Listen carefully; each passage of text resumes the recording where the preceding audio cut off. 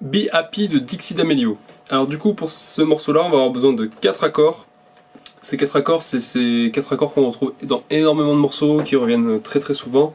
Ça va être le La mineur noté AM, donc petit rappel c'est joue comme ça. Ça va être aussi le Do noté C. Ça va être le Sol noté G. Et le Fa noté F. Donc le Fa il y aura une petite façon trichée de passer à côté du barré, j'expliquerai tout à l'heure. Alors là, ce qui est important à comprendre, c'est que c'est un morceau qui certes utilise les mêmes accords, enfin les accords, des accords très très connus, très utilisés.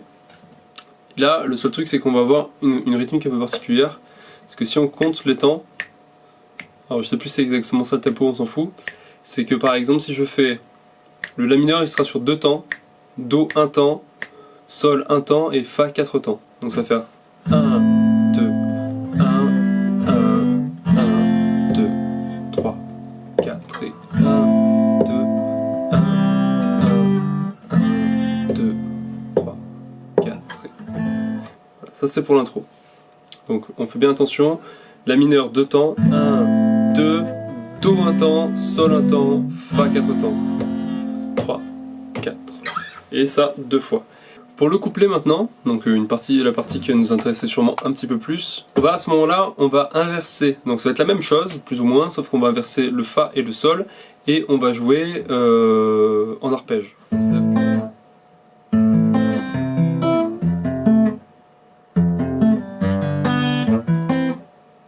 Etc. etc. Donc, pour le La, on fera pouce sur la deuxième, index sur la 2 et annulaire sur la dernière. Sur le Do, on fera pareil, pouce, deuxième, index sur la troisième. Par contre là, on va faire l'annulaire sur la dernière. Et là, on passe sur le Fa. Donc le Fa, soit on se prend pas la tête, si on connaît le barré, on fait le barré. Et on fera première corde, deuxième et quatrième.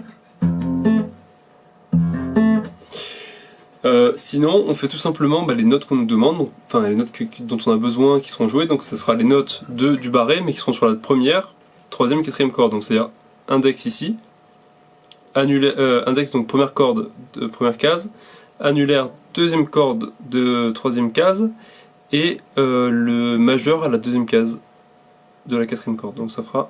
Et là on n'a pas besoin d'appuyer avec tout le barré, on n'appuie que sur la première, puisqu'on joue pas les autres cordes, donc on n'a pas besoin. Donc,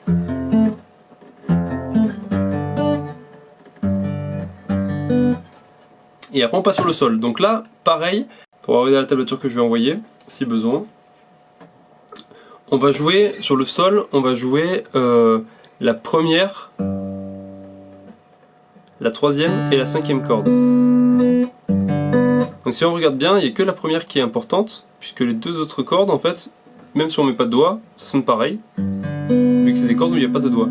Donc moi ce que je conseille c'est qu'on fasse le Fa qui est déjà un petit peu compliqué.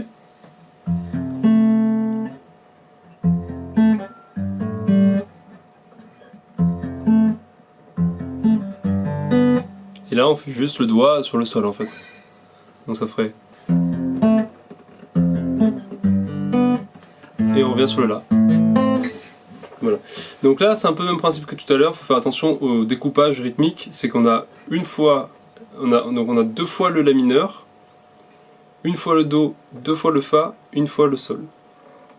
Sauf que du coup on va avoir une petite pause entre chaque. En fait ça fait La mineur tout seul, ensuite il y a La mineur, Do et Fa, qui se suivent. Là, il y aura une petite pause d'un temps, et après on refait Fa, Sol, La mineur qui se suivent. Donc en fait, quand on va débuter, ça va faire La mineur tout seul au début, 3 accords, et en fait, à partir de là, ça sera que des tours de 3 accords, puisque les 2 derniers vont s'emboîter, enfin vont s'enchaîner avec le premier. On va même faire un truc dans ce style-là, où on tape après là où il y a des pauses.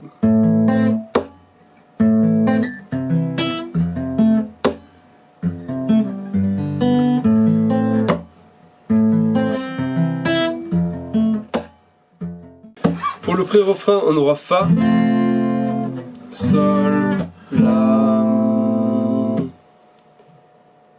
Donc, on va essayer de se caler sur la musique, donc ça sera 2 fois.